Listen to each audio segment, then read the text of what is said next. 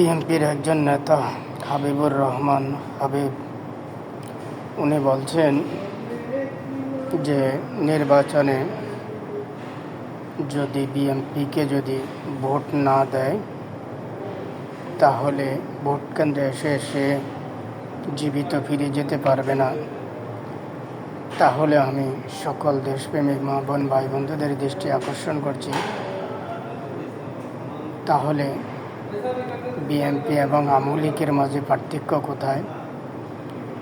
কথায় আছে না, নৌকার ধানের শীষ, দুই সাপের একই বিষ।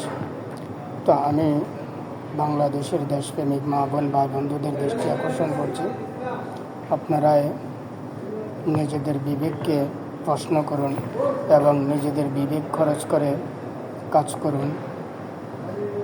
এক স্বৈরাচার দেশদ্রোহী জাহিলিয়াত সরকারকে বিদায় দিয়ে আরেকটা জাহিলিয়াত ঘরে ঢুকাবেন। বর্তমানের বিএনপি আগের সেই বিএনপি নেই মেজর জেনারেল শহীদ প্রেসিডেন্ট জিয়াউর রহমানের আদর্শ, নেই বেগম খালেদা জিয়ার আদর্শ।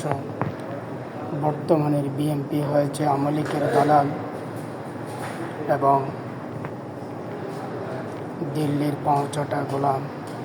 তাই সকলের দৃষ্টি আকর্ষণ করছি, সবাই সতর্কভাবে কাজ করুন। বর্তমানে প্রফেসর ডক্টর ইউনূস স্যারকে সমর্থন করুন এবং প্রফেসর ডক্টর ইউনূস স্যারের পক্ষে কাজ করুন। দেশকে নতুন করে সাজিয়ে তুলে নিন, স্বৈরাচার মুক্ত করুন, দালাল মুক্ত করুন এবং দিল্লির দাসত্ব থেকে বেরিয়ে আসুন। আল্লাহ হাফেজ। আসসালামু আলাইকুম ওয়া রাহমাতুল্লাহি ওয়া বারাকাতুহু।